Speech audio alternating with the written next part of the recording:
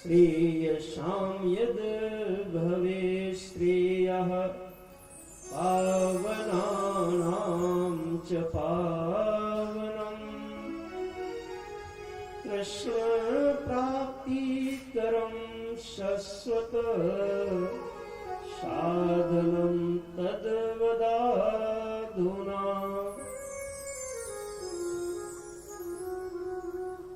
ऋषिगणों के मानो प्रतिनिधि के रूप में श्री शौनक जी महाराज ने प्रश्न किया कि गुरुदेव, ये हमारा अज्ञान कैसे नष्ट होगा? पहला प्रश्न किया। श्रावक लोग, आपने बड़ी मेहनत की है, इसलिए मैं चाहता हूं तुम्हें हीरे दिए जाएं, मोती दिए जाएं भागवत के,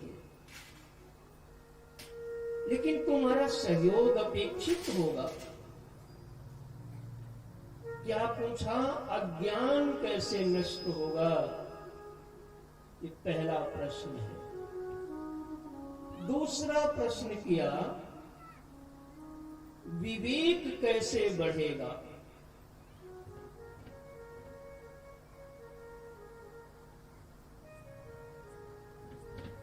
तीसरा प्रश्न किया कि यह वैष्णव लोग माया के पार कैसे हो जाते हैं? और यह प्रश्न किया कि वह साधन ऐसा बताना गुरुवर जो पावनों में पावन हो और भगवान की प्राप्ति कराने वाला भी होना चाहिए। खूब ध्यान से सुनो। आप इंजीनियर हो जाएं, डॉक्टर हो जाएं, लॉयर हो जाएं, उद्योगपति हो जाएं, धनी हो, गरीब हो, कोई भी हो, ये मन में पूछो कि शौनक जी महाराज ये पूछते हैं कि अज्ञान कैसे नष्ट होगा। तुम में से कोई ऐसा है जिसका ये प्रश्न हो? नहीं होगा, क्योंकि शायद तुमको ऐसा लगता है कि अज्ञान के नष्ट होने से क्या होगा। नहीं, मूल समस्या है। यानी भागवत भगवान हमें प्रश्न करना भी सिखाते हैं और उत्तर भी बताते हैं। अज्ञान क्यों नष्ट करना चाहते हैं ऋषि लोग? थोड़ी थोड़ी बात कह के आगे बढ़ेंगे। अज्ञान उसको कहते हैं, अविद्या उसको कहते हैं कि जो विद्यमान को अविद्यमान कर देती है, उसका नाम होता है अज्ञान। अज्ञान के द्वारा वस्तु होने पर भी उपलब्ध नहीं होती, ये उसकी मूल प्रकृति है। जैसे तुम्हारे घर में तुम्हारी चाबी खो जाए मतलब अज्ञान हो गया, कहाँ रखी है। अब चाबी है कि नहीं है? कहीं, लेकिन कहाँ है ये ज्ञान नहीं है।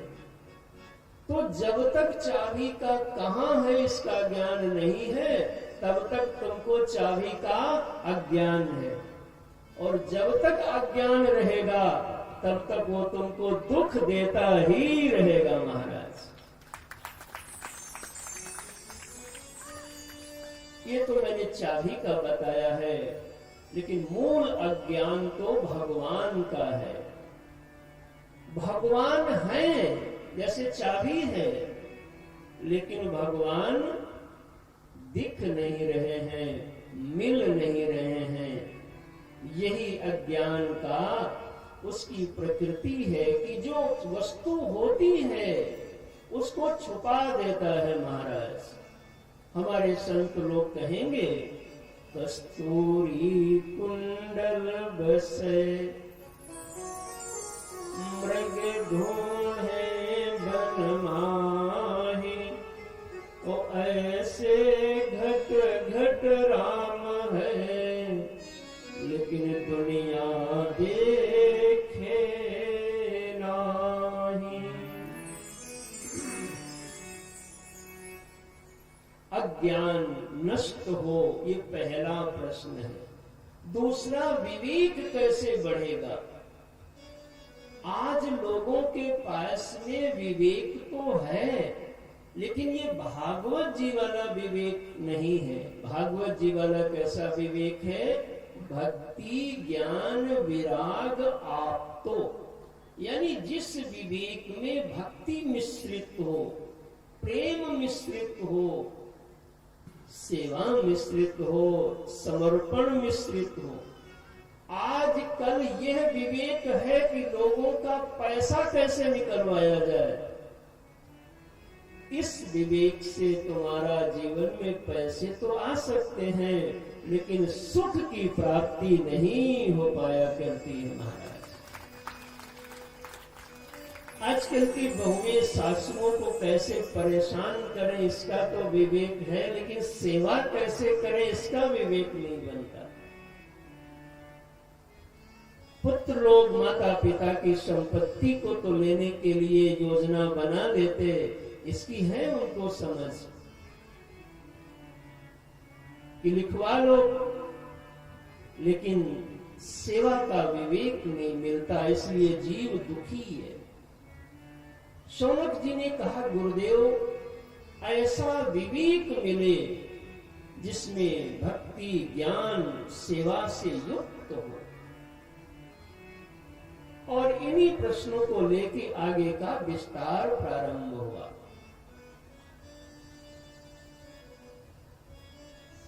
सूत जी ने प्रशंसा किया, अरे ऋषियों तुम्हारा बड़ा सुंदर प्रश्न है और समस्त सिद्धांतों का रस आशो बना करके, रसायन बना करके मानो देने लगे। सूत जी महाराज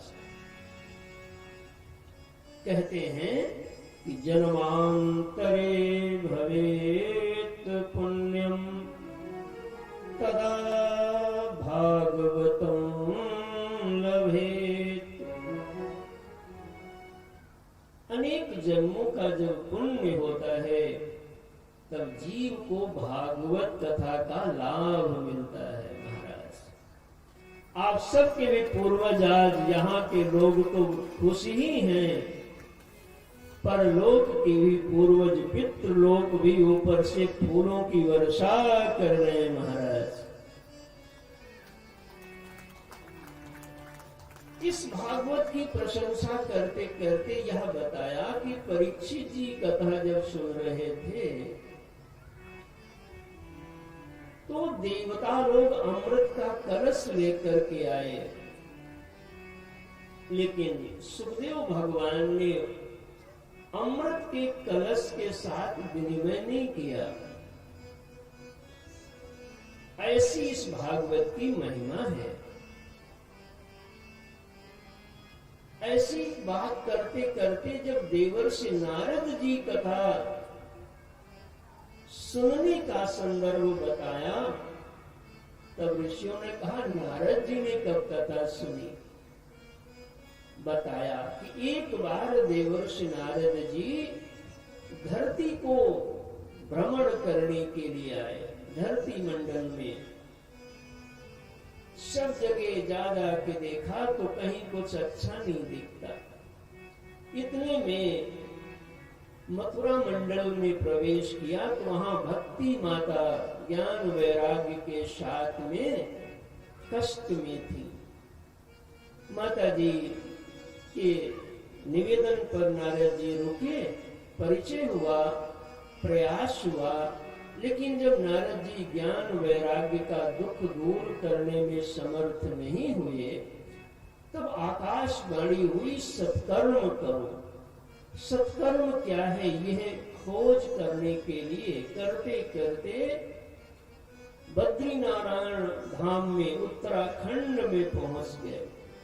वहां पर बड़े भैया सनकाद ऋषियों से मुलाकात हुई और सनकाद ऋषियों ने पूछा, नारद जी कथम ब्रह्मन् दीन मुखम, अरे तुम्हारा मुख तो बड़ा मलिन दिखाई पड़ रहा है और चिंता भी तुमको है। कथम ब्रह्मन् दीन मुखम कुतश्चिंता तुरो भवान, त्वरितं गम्यते कुत्र कुतश्चागमनं तव। कहां से भागे भागे आ रहे हो, कहां जा रहे हो? नारद जी ने सब बात बताई। तब सनकादि ने कहा कि भगवान हरि की कथा यही दुनिया का सबसे बड़ा सत्कर्म है महाराज। अनेक यज्ञों का फल भी जिस फल को देने में समर्थ नहीं होता, वैसा फल भगवान की कथा से प्राप्त हो जाया करता है। और ऐसा कह के कथा की रचना बनी। हरिद्वार में भक्ति माता भी पधारी और शनकाद ऋषियों ने कथा सुनाई। 7 दिन की कथा के बाद भगवान भी प्रकट हो गए, ज्ञान वैराग्य भक्ति स्वस्थ हो गए, नृत्य करने लगे। सबने कहा भगवान जी आप इस कथा में आए, अगली में नहीं आओगे तो ये तो पक्षपात होगा। तो भगवान ने एक नियम बना दिया कि धरती पर कहीं भी कथा गाई जाएगी तो उसमें हम आएंगे महाराज। इसलिए तुम्हारी भी कथा में भगवान आ चुके हैं। इसलिए पवित्रता, अनुशासन, सफाई और शांति ये सब खूब बना के रखिए, जिससे भगवान को देख करके प्रसन्नता हो। और यह भी बताया कि जितने लोग उस कथा में आए सारे लोग पावन हो गए, दिव्य हो गए। तो पूछा कौन कौन पावन हुए? तो कहा जो पापियों से भी महापापी थे वो भी पावन हो गए। ऐसा कैसे हो जाता है बताता हूं। जैसे कूड़ा का ढेर, कूड़ा करकट कचरा बहुत पुराना लगा हो, बड़ा ढेर हो, लगता हो ये कैसे हटेगा, लेकिन आग लगा दो तो महाराज चाहे जितने वर्षों का कूड़ा हो वो सब जल करके साफ हो जाता है। वैसे ही कथा अग्नि है ज्ञान की, और हमारे चित्त में जो पाप है वो दोष को जला करके पावन कर देती है जीव को। सब जीव निर्मल हुए।